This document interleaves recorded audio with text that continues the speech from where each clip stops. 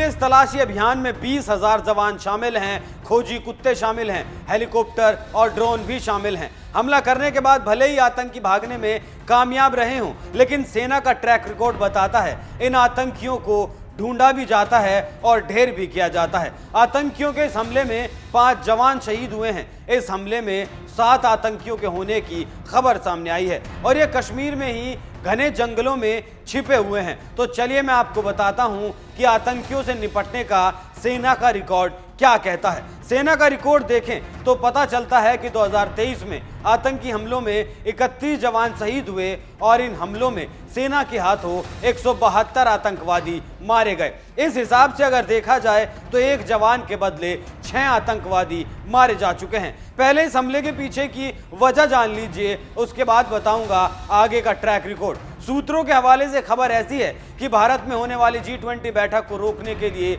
यह दहशत पैदा करने की साजिश रची गई, क्योंकि G20 की एक बैठक कश्मीर में होनी है और पाकिस्तान नहीं चाहता कि कश्मीर में बैठक हो। पाकिस्तान इस बैठक को रोकने के लिए चीन के साथ मिलकर भारत पर दबाव बना चुका है, लेकिन भारत ने दोनों की मांग को खारिज कर दिया। पाकिस्तान नहीं चाहता कि दुनिया देखे कि आज कश्मीर के हालात क्या हैं। आज कश्मीर में जो अमन चैन है, जो शांति का माहौल है, जिस विकास की राह पर कश्मीर चल रहा है, पाकिस्तान नहीं चाहता कि देश और दुनिया उस हालात को देखे। तभी पाकिस्तान ने इस हमले की साजिश रची है, क्योंकि विदेशों के तमाम उच्चायुक्त भारत आएंगे, कश्मीर में जाएंगे और वहां के हालात देखेंगे। तब उन्हें पता चलेगा पाकिस्तान के एजेंडे के बारे में। जो पाकिस्तान कहता है कश्मीर आए दिन दहला हुआ है, आतंकियों से वहां आतंक मचा है, वो तस्वीर अब बदल चुकी है। दुनिया देखेगी इस G20 बैठक में कि कश्मीर के हालात आज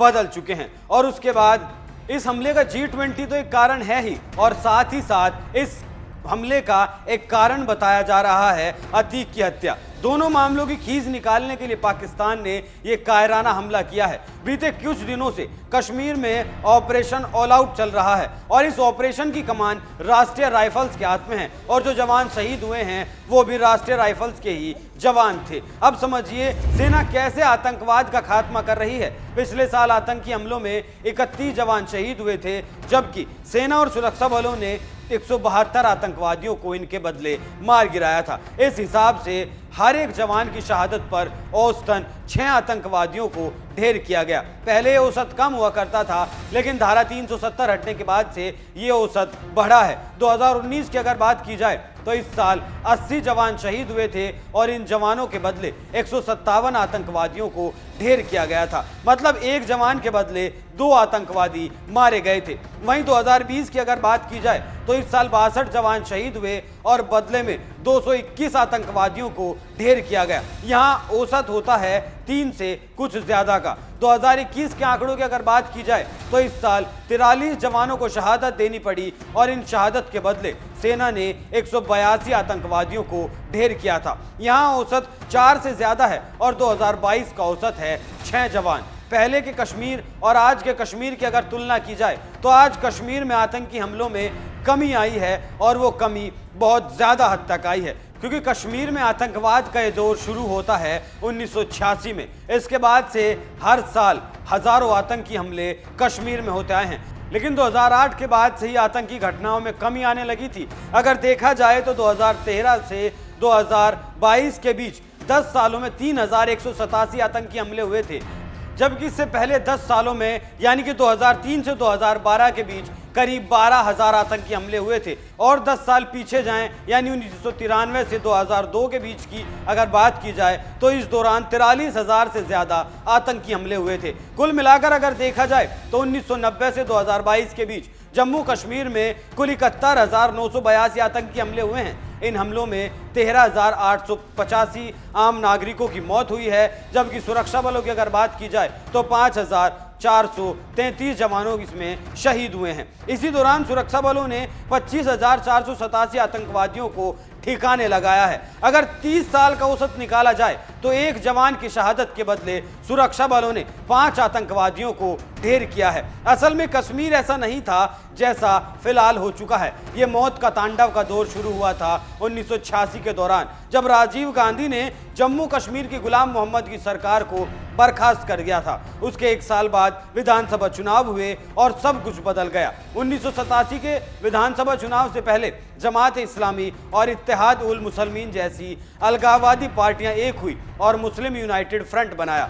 इस फ्रंट ने कांग्रेस और नेशनल कॉन्फ्रेंस के खिलाफ चुनाव लड़ा। मुस्लिम यूनाइटेड फ्रंट की रैलियों में जमकर भीड़ आती थी, जमकर नारेबाजी होती थी कांग्रेस के खिलाफ। चुनाव में इस फ्रंट की जीत लगभग तय मानी जा रही थी, लेकिन जब नतीजे आए तो जीत कांग्रेस और नेशनल कॉन्फ्रेंस गठबंधन की हुई। आरोप लगे कि चुनाव में धांधली हुई और मुस्लिम यूनाइटेड फ्रंट के उम्मीदवारों को जीतने से रोका गया। यह चुनाव इसलिए टर्निंग पॉइंट कहा जाता है क्योंकि इसके बाद कश्मीर में अलगाववाद और आतंकवाद की शुरुआत हुई। मुस्लिम यूनाइटेड फ्रंट की तरफ से लड़े उम्मीदवार बाद में आतंकवादी बन गए। सैयद सलाबुद्दीन हिजबुल मुजाहिदीन का कमांडर बन गया, जो अब इस वक्त पाकिस्तान में रहता है। 90 का दौर आते आते आतंकवाद चरम पर पहुंच गया। इसी दौर में कश्मीरी पंडितों को घाटी से भगाया गया। जो भाग गए उनकी जान बच गई, जो नहीं भागे वो मारे गए। तब से आज तक आतंकियों ने घाटी में कोहराम मचाया हुआ है, लेकिन अब घाटी में शांति बहाली के लिए आतंकवादियों की कमर तोड़े जाने के लिए भरपूर कोशिशें की जा रही हैं। आतंकियों को ढूंढा जा रहा है, पहचाना जा रहा है और उनके घरों पर बुलडोजर चलाया जा रहा है। जो आज से 30 साल पहले भी आतंकवादी था, सबकी एक लिस्ट तैयार की जा रही है। इसके साथ ही साथ इनके आकाओं की भी लिस्ट तैयार हो रही है। जैसे यूपी में बुलडोजर की गरज से माफियाओं का ध्वस्तीकरण हो रहा है, ठीक वैसे ही योगी का बुलडोजर मॉडल कश्मीर में भी कामयाब साबित हुआ। कश्मीर में जो बुलडोजर आतंकवादियों के घरों पर चल रहा है, उसकी गरज पाकिस्तान में बैठे इनके आका महसूस कर रहे हैं और यही कारण भी रहा है कि सेना पर यह कायराना हमला किया गया। लेकिन इन आतंक के आकाओं को अब जवाब ऐसा मिलेगा जिसे ये सपने में भी नहीं सोच सकते। और रही बात ऐसे हमले करके G20 को रोक सकते हैं, तो इस गलत फहमी को दिमाग से निकाल देने में ही भलाई है। आपको ये जानकारी कैसी लगी हमें कमेंट करके जरूर बताएं। नमस्कार।